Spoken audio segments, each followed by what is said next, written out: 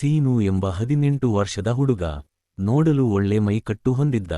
ಅಷ್ಟೇನೂ ದಪ್ಪ ಕೂಡ ಇರದೆ, ತೆಳ್ಳಗೂ ಕೂಡ ಇರದೆ, ಮಧ್ಯಮ ದಪ್ಪ ಇದ್ದ.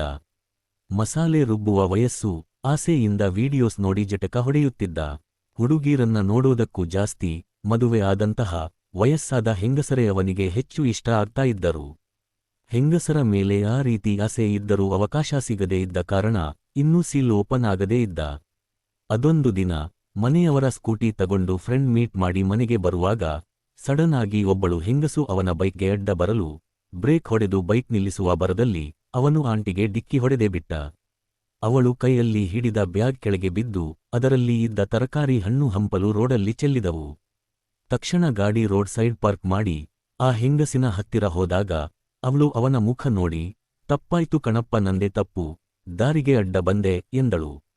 ಸೀನು ಅವಳನ್ನು ಸರಿಯಾಗಿ ನೋಡಿದಾಗ ಅವಳು ಸುಮಾರು 28ರಿಂದ 30 ವರ್ಷದ ಆಸುಪಾಸಿನ ಹೆಂಗಸು ಎಂದು ತಿಳಿಯಿತು.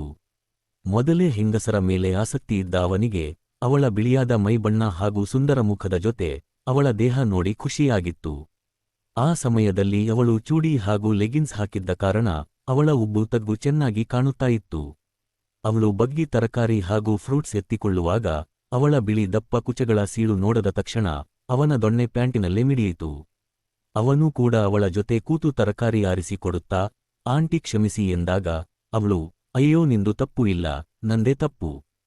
ಫೋನಲ್ಲಿ ಮಾತಾಡ್ತಾ ಗೊತ್ತಾಗದೆ ರೋಡ್ ಮಧ್ಯೆ ನಿಂಗೆ ಅಡ್ಡ ಬಂದೆ, ಸಾರಿ ಎಂದಳು.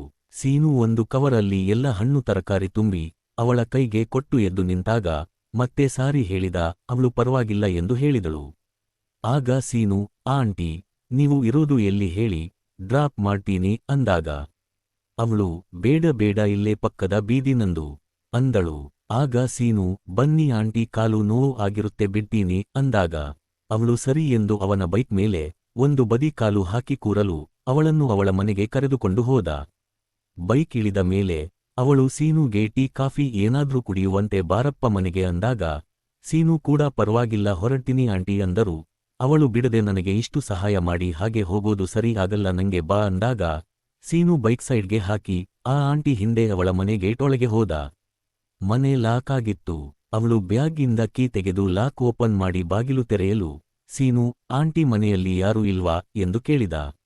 ಆಗ ಅವಳು, ಇಲ್ಲಪ್ಪ, ನನ್ನ ಗಂಡ ಬೇರೆ ಊರಿಗೆ ಕೆಲಸದ ಮೇಲೆ ಹೋಗಿದ್ದಾರೆ, ಮಕ್ಕಳು ಇಲ್ಲೇ ನನ್ನ ತಂಗಿ ಮನೆಗೆ ಹೋಗಿದ್ದಾರೆ, ಅವರು ಬರೋ ತನಕ ಒಬ್ಳೆ, ನೀನು ಸೋಫಾ ಮೇಲೆ ಕೂತ್ಕೋ ಬರ್ತೀನಿ ಅಂತ ಬೆಡ್ರೂಮ್ಗೆ ಹೋದಳು.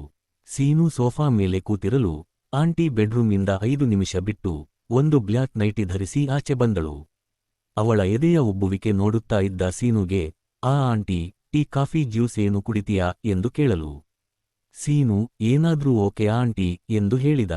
ಅವಳು ಏನು ಬೇಕು ಹೇಳು, ನಾಚಿಕೆ ಬೇಡ ಅಂದಾಗ ವರುಣ್ ಅವಳ ಎದೆಯ ಕಡೆ ನೋಡಿ, ಹಾಲು ಆದ್ರೂ ಓಕೆ ಆಂಟಿ ಎಂದಾಗ ಅವನ ದೃಷ್ಟಿ ಅವಳ ಎದೆ ಮೇಲೆ ಇರೋದು ನೋಡಿ, ಆಂಟಿ, ಓಹ್, ಹಾಲು ತಣ್ಣಗೆ ಇದ್ರೆ ಓಕೆನಾ ಅಥವಾ ಬಿಸಿ ಬೇಕಾ ಎಂದಳು. ಆಗ ಸೀನು ಅವಳ ಮುಖ ನೋಡಿ, ಹೇಗಿದ್ರೂ ಪರವಾಗಿಲ್ಲ ಅಂದಾಗ ಅವಳು ಸರಿ ಎಂದು ಅಡುಗೆ ಮನೆ ಕಡೆ ಹೋದಳು.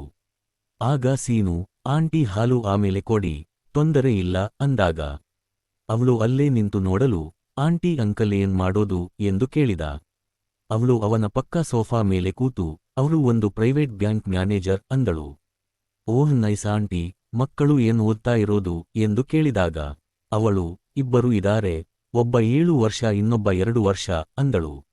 ಆಮೇಲೆ ಸೀನು, ಆಂಟಿ ನಿಮ್ ಹತ್ತಿರ ಒಂದು ವಿಷಯ ಹೇಳಲಾ ಎಂದು ಕೇಳಿದಾಗ ಅವಳು ಹೇಳು ಎಂದಾಗ, ಆಂಟಿ ನೀವು ನೋಡೋಕೆ ಸೂಪರ್ ಫಿಗರ್ ತರ ಇದೀರಾ, ಸೇಮ್ ಹೀರೋಯಿನ್ ನಿಚಿತಾ ಶ್ಯಾಮ್ ತರ ಅಂದಾಗ ಓಹ್ ಥಾಂಕ್ಸ್, ನಿಂಗೆ ಯಾರು ಗರ್ಲ್ ಫ್ರೆಂಡ್ಸ್ ಇಲ್ವಾ ಎಂದು ಕೇಳಿದಳು.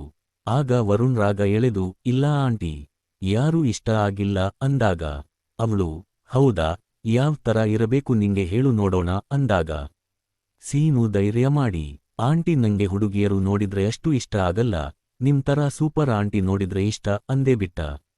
ಅವಳು, ಓಹ್ ನೀನು ಆ ತರಾನಾ, ಕೆಲವೊಬ್ಬರು ಇರ್ತಾರೆ ನಿನ್ ಹಾಗೆ, ಒಳ್ಳೇದಾಗ್ಲಿ ನಿಂಗೆ ಎಂದು ನಕ್ಕಳು. ಆಗ ಸೀನು, ಆಂಟಿ ನಿಮಗೆ ತೊಂದರೆ ಇಲ್ಲ ಅಂದ್ರೆ ನೀವು ನನ್ನ ಗರ್ಲ್ಫ್ರೆಂಡ್ ಆಗ್ತೀರಾ ಎಂದು ಕೇಳಿಬಿಟ್ಟ. ಆಗ ಅವಳು ನಾರ್ಮಲ್ ಆಗಿಯೇ, ಅಲ್ಲ, ನನ್ ತರ ಮದುವೆ ಆಗಿರೋ ಆಂಟಿ ಯಾಕೆ ನಿಂಗೆ, ನಂಗೆ ಮಕ್ಕಳು ಕೂಡ ಇದಾರೆ, ಅದು ಸರಿಯಾಗಲ್ಲ, ಜೊತೆಗೆ ನನ್ನ ಅತ್ತೆ ಮಾವ, ಅಕ್ಕಪಕ್ಕದ ಮನೆ ಅವರಿಗೆ ಗೊತ್ತಾದ್ರೆ ಮರ್ಯಾದೆ ಹೋಗುತ್ತೆ ಎಂದಳು. ಆಗ ಸೀನುಗೆ ಧೈರ್ಯ ಹೆಚ್ಚಾಗಿ ಆಂಟಿಗೂ ಆಸೆ ಇದೆ ಎಂದು ತಿಳಿದು, ನೋ ಆಂಟಿ, ಯಾರಿಗೂ ಗೊತ್ತಾಗಲ್ಲ. ನಮ್ಮಿಬ್ರೂ ಮಧ್ಯೆ ಮಾತ್ರ ಇರುತ್ತೆ. ನಾನು ಯಾರಿಗೂ ಹೇಳಲ್ಲ ಅಂದಾಗ ಅವಳು, ಸುಮ್ನೆ ಇರೋ ಸರಿಯಾಗಲ್ಲ. ನೀನು ಮುಂಚೆ ಯಾವತ್ತೂ ಮಸಾಲೆ ರುಬ್ಬಿಲ್ವಾ ಎಂದು ಕೇಳಿದಳು. ಆಗ ಸೀನು ಅರ್ಥ ಆಗದವನ ಹಾಗೆ, ಅದಕ್ಕೂ ಇದಕ್ಕೂ ಏನು ಸಂಬಂಧ ಆಂಟಿ ಅಂದಾಗ ಅವಳು, ಸಂಬಂಧ ಇದೆ. ಸುಮ್ನೆ ಹಾಲು ಕೊಡ್ತೀನಿ ಕುಡಿದು ಇಲ್ಲಿಂದ ಹೊರಡು ಎಂದು ಸೋಫಾ ಮೇಲಿಂದ ಎದ್ದಾಗ, ಅಯ್ಯೋ ಅಮ್ಮ ಎಂದು ಮೊಣಕಾಲು ಹಿಡಿದು ಮತ್ತೆ ಕೂತಳು. ಆಗ ನೀನು, ಏನಾಯ್ತು ಆಂಟಿ ಎಂದು ಕೇಳಲು ಅವಳು, ಏನಿಲ್ಲ, ಆವಾಗ್ಲೇ ಗಾಡಿ ಡಿಕ್ಕಿ ಹೊಡೆದು ಕೆಳಗೆ ಬಿದ್ದಿದ್ದೆ ಅಲ್ವಾ, ಅದೇ ಸ್ವಲ್ಪ ನೋವು ಆಗ್ತಾ ಇದೆ ಈಗ ಎಂದಾಗ, ಅಯ್ಯೋ ಹೌದಾ, ಎಲ್ಲಿ ಆಂಟಿ ತೋರ್ಸಿ ಅಂದಾಗ ಅವಳು, ತೊಂದರೆ ಇಲ್ಲ ಬಿಡು ಅಂದಳು. ಆದರೂ ಸೀನು ಆಂಟಿ ತೋರ್ಸಿ ಎಲ್ಲಿ ಎಂದು ಬಲವಂತ ಮಾಡಲು ಅವಳು, ಬಿಡು ತೊಂದರೆ ಇಲ್ಲ, ನಾಳೆ ಆಸ್ಪತ್ರೆ ಹೋಗಿ ಬರ್ತೀನಿ ಅಂದರು ಬಿಡದೆ. ಆಂಟಿ, ಮೊದಲು ತೋರಿಸಿ ನೆಗ್ಲೆಕ್ಟ್ ಮಾಡಬೇಡಿ, ಸ್ವಲ್ಪ ಗಾಯ ಒರೆಸಿ ಪೇನ್ ರಿಲೀಫ್ ಕ್ರೀಮ್ ಹಚ್ಚಿದರೆ ಬೇಗ ಸರಿ ಹೋಗುತ್ತೆ ಅಂದಾಗ ಅವಳು ನೈಟಿ ಸ್ವಲ್ಪ ಮೇಲಕ್ಕೆ ಎತ್ತಿ ಅವಳ ಕಾಲಿನ ಮೇಲೆ ಆಗಿದ್ದ ಗಾಯ ತೋರಿಸಲು ಅದರಿಂದ ರಕ್ತ ಬರುತ್ತಿತ್ತು. ಸೀನು ಅಲ್ಲೇ ಇದ್ದ ಫಸ್ಟ್ ಏಡ್ ಬಾಕ್ಸ್ ಅಲ್ಲಿ ಹತ್ತಿ ತಗೊಂಡು ಅದನ್ನ ಒರೆಸಿ ಆಯಿಂಟ್ಮೆಂಟ್ ಹಚ್ಚಲು ಅವಳು, ಓಕೆ ಥಾಂಕ್ಸ್ ಎಂದು ಅವಳ ನೈಟಿ ಕೆಳಗೆ ಇಳಿಸಿದಳು. ಆದರೆ ಸೀನು ಕೈ ಮತ್ತೆ ಅವಳ ಕಾಲಿನ ಹತ್ತಿರ ತರುವುದನ್ನು ನೋಡಿ ಸಡನ್ ಆಗಿ ಎದ್ದು ನಿಂತು, ಅಯ್ಯೋ ನಿಂಗೆ ನಾನು ಹಾಲು ಕೊಡೋದು ಮರೆತೆ ಹೋಯ್ತು, ಇರು ಬಂದೆ ಅಂತ ಮೊದಲು ಹೋಗಿ ಮೇನ್ ಡೋರ್ ಲಾಕ್ ಮಾಡಿ ಅಡುಗೆ ಮನೆಗೆ ಹೋದಳು. ಅದನ್ನ ನೋಡಿದ ಸೀನು ಬಂಡ ಧೈರ್ಯ ಮಾಡಿ ಎದ್ದು ಅಡಿಗೆ ಮನೆಗೆ ಹೋದ. ಆಂಟಿ ಪಾತ್ರೆಯಿಂದ ಲೋಟಕ್ಕೆ ಹಾಲು ಹಾಕುತ್ತಾ ಬಾಗಿಲಿಗೆ ಬೆನ್ನು ಹಾಕಿ ನಿಂತಿದ್ದಳು. ವರುಣ್ ಅವಳ ಹಿಂದೆ ಹೋಗಿ ಅವಳ ಹೆಗಲ ಮೇಲೆ ಕೈ ಹಾಕಲು ಅವಳು ತಿರುಗಿ ನಿಂತು ಸ್ಮೈಲ್ ಮಾಡುತ್ತಾ, ನಂಗೆ ನನ್ನ ಗಂಡನಿಗೆ ಮೋಸ ಮಾಡೋಕೆ ಮನಸ್ಸು ಒಪ್ತಾ ಇಲ್ಲ, ಪ್ಲೀಸ್ ನಂಗೆ ಟೆಂಪ್ಟ್ ಮಾಡಬೇಡ, ಪ್ಲೀಸ್ ಹೊರಟು ಹೋಗು ಎಂದು ಅವನ ಕೈಗೆ ಹಾಲಿನ ಲೋಟ ಕೊಟ್ಟು, ಕುಡಿದು ಹೋಗು ಬೇಗ ಎಂದಾಗ ಸೀನು ಆಗ, ನಂಗೆ ಈ ಹಾಲು ಬೇಡ ಆಂಟಿ, ಫ್ರೆಶ್ ಹಾಲು ಬೇಕು ಎಂದು ಕೇಳಲು ಆಂಟಿ ಅರ್ಥ ಆಗದೆ, ಯಾವ ಹಾಲು ಬೇಕು ನಿಂಗೆ ಎಂದು ಕೇಳಿದಳು. ಸೀನು ಅವಳ ಎದೆಯ ಮೇಲೆ ಒಂದು ಕೈ ಇಟ್ಟು, ನಿಮ್ಮ ಎದೆ ಹಾಲು ಬೇಕು ಎಂದು ಅದುಮಿದ. ಅವಳು ಸ್ವಲ್ಪವೂ ಏನೂ ರಿಯಾಕ್ಟ್ ಮಾಡದೆ, ಮೊದಲು ಇದನ್ನ ಕುಡಿ ಆಮೇಲೆ ಮಾತಾಡೋಣ ಅಂತ ಅವಳ ಎದೆ ಮೇಲೆ ಇದ್ದ ಅವನ ಕೈ ತೆಗೆದಳು. ಆದರೆ ಸೀನು ಮತ್ತೆ, ನಂಗೆ ಈ ಹಾಲು ಬೇಡ ಆಂಟಿ ಅಂದಾಗ ಅವಳು, ಪ್ಲೀಸ್ ನನ್ನ ಟೆಂಪ್ಟ್ ಮಾಡಬೇಡ, ನನ್ನ ಗಂಡನ ಜೊತೆ ಬಿಟ್ರೆ ಯಾರ್ ಜೊತೆ ಕೂಡ ನಾನು ಆ ಕೆಲಸ ಮಾಡಿಲ್ಲ, ಮಾಡೋದೂ ಇಲ್ಲ. ಇದೇ ಮೊದಲು ಬೇರೆಯವರು ನನ್ನ ದೇಹ ಮುಟ್ಟಿದ್ದು. ನಂಗೆ ಗೊತ್ತಿಲ್ಲ ಯಾಕೆ ನಂಗೆ ನಿನ್ನ ತಡೆಯೋಕೆ ಆಗ್ತಿಲ್ಲ, ಆದರೆ ಪ್ಲೀಸ್ ಅರ್ಥ ಮಾಡ್ಕೋ, ಹೊರಟು ಹೋಗೋ ಪ್ಲೀಸ್ ಎಂದಳು. ಆದರೆ ಅವಳು ಮಾತಾಡುವ ವೇಳೆ ಸೀನು ಲೋಟ ಅಲ್ಲೇ ಕಟ್ಟೆ ಮೇಲೆ ಇಟ್ಟು ಎರಡು ಕೈಯಲ್ಲಿ ಅವಳ ಎರಡು ದೊಡ್ಡ ಗುಡ್ಡಗಳನ್ನು ನೈಟಿ ಮೇಲೆ ಅದುಮಲು ಶುರು ಮಾಡಿದ್ದ. ಆಗ ಆಂಟಿ ಬೇಡ ಪ್ಲೀಸ್ ಎಂದರು ಅವಳನ್ನು ಕೈ ಹಿಡಿದು ಅವಳ ಬೆಡ್ರೂಮ್ ಒಳಗೆ ಕರೆದುಕೊಂಡು ಹೋದ. ಡೋರ್ ಲಾಕ್ ಮಾಡಿ ಅವಳನ್ನು ಕರೆದುಕೊಂಡು ಹೋಗಿ ಮಂಚದ ಮೇಲೆ ಕೂತ. ಅವಳು ಮತ್ತೆ, ಪ್ಲೀಸ್ ಕಣೋ, ನನ್ನ ಟೆಂಪ್ಟ್ ಮಾಡಬೇಡ, ನನ್ನ ಗಂಡನ ಜೊತೆ ಬಿಟ್ಟು ಇನ್ನೊಬ್ರು ಜೊತೆ ಈ ರೀತಿ ಮಾಡೋದು ತಪ್ಪು ಆಗತ್ತೆ, ಬೇಡ ಪ್ಲೀಸ್ ಎಂದು ಬೇಡಿದಳು. ಆಗ ಸೀನು, ಪ್ಲೀಸ್ ಆಂಟಿ, ಇದೊಂದೇ ಸಲ, ಇನ್ನೊಂದು ಸಲ ಬರಲ್ಲ, ಪ್ಲೀಸ್, ನಾನು ಇನ್ನೂ ಪ್ಯೂರ ಆಂಟಿ, ಯಾವತ್ತೂ ಇದನ್ನು ಮಾಡಿಲ್ಲ, ಪ್ಲೀಸ್ ಬೇಡ ಅನ್ನಬೇಡಿ ಪ್ಲೀಸ್, ನಿಮ್ ತರ ಆಂಟಿ ಜೊತೇನೆ ಫಸ್ಟ್ ಟೈಮ್ ಅದನ್ನ ಮಾಡಬೇಕು ಅಂತ ಆಸೆ ನಂಗೆ, ಪ್ಲೀಸ್ ಎಂದು ಹೇಳಿದಾಗ ಅವಳು, ಪ್ಲೀಸ್ ಬೇಡ ಕಣೋ, ಇದು ತಪ್ಪು, ನೀನು ನನ್ನ ಜೊತೆ ಆ ರೀತಿ ಮಾಡಬಾರದು, ನಿನ್ನ ವಯಸ್ಸು ಇನ್ನೂ ಚಿಕ್ಕದು ಕಣೋ, ನನಗೆ ಆಗಲೇ 30 ವರ್ಷ ಆಗಿದೆ, ಬೇಡ ಎಂದಳು. ಅವಳ ವಯಸ್ಸು ಕೇಳಿ ಅವನಿಗೆ ಆಶ್ಚರ್ಯ ಆಯಿತು, ಆದರೂ ಅವಳ ದೇಹ ಸೌಂದರ್ಯ ಅವನ ಕಣ್ಣು ಕುಕ್ಕುವ ಹಾಗೆ ಇತ್ತು. ಸೀನು ಆಗ, ಆಂಟಿ ಪ್ಲೀಸ್ ನಿಮ್ಮ ನೈಟಿ ಬಿಚ್ಚಿ ಅಂದಾಗ ಅವಳು ನೀನೇ ಬಿಚ್ಚು ಅಂದ್ಬಿಟ್ಲು. ಅವಳ ನೈಟಿಗೆ ಕೈ ಹಾಕಿದಾಗ ಅವಳು ಕೈ ಎತ್ತಿ ಸಹಕರಿಸಲು ಅವನು ಪೂರ್ತಿ ತೆಗೆದು ನೆಲಕ್ಕೆ ಹಾಕಿಬಿಟ್ಟ. ಆಂಟಿ ಹಾಸಿಗೆ ಮೇಲೆ ಅಂಗಾತ ಮಲಗಿದಳು. ಕೆಂಪು ಬಣ್ಣದ ಒಳ ಉಡುಪು ಧರಿಸುವ ಆಂಟಿ ಹಾಸಿಗೆ ಮೇಲೆ ಮಲಗಿದ್ದ ಅವಳ ಬೆಳ್ಳನೆ ಹೊಳೆಯುವ ಚರ್ಮ ನೋಡಿದ ಸೀನು ಬೆರಗಾದ. ಅದೇ ಮೊದಲ ಬಾರಿಗೆ ಕಣ್ಣಾರೆ ಒಂದು ಹೆಂಗಸಿನ ದೇಹವನ್ನು ಹಾಗೆ ನೋಡುತ್ತಾ ಕಳೆದು ಹೋಗಿದ್ದ. ಇನ್ನೇನು ತಡ ಮಾಡದೆ ಇಬ್ಬರೂ ಸೇರಿ ಒಟ್ಟಿಗೆ ಸ್ವರ್ಗ ಸುಖ ಅನುಭವಿಸುತ್ತಾ 1 ತಾಸಿನ ಸುದೀರ್ಘವಾಗಿ ಮಸಾಲೆ ರುಬ್ಬಿದರು. ನಂತರ ಆಂಟಿ, ನನ್ನ ಗಂಡ ತಿಂಗಳಿಗೆ 2 ಅಥವಾ 3 ಬಾರಿಯಷ್ಟೇ ಮಾಡೋದು, ನಾನು ಮದುವೆಯಾಗಿ ಇಷ್ಟು ವರ್ಷಗಳ ನಂತರ ಇದೇ ಫಸ್ಟ್ ಟೈಮ್ ಒಳ್ಳೆ ಸುಖಪಟ್ಟೆ, ಹೀಗೆ ವಾರಕ್ಕೆ 1-2 ಸಲ ಮಾಡೋಕೆ ನಂಗೆ ನಿನ್ನ ಜೊತೆ ತೊಂದರೆ ಇಲ್ಲ ಎಂದು ಹೇಳಿದಳು.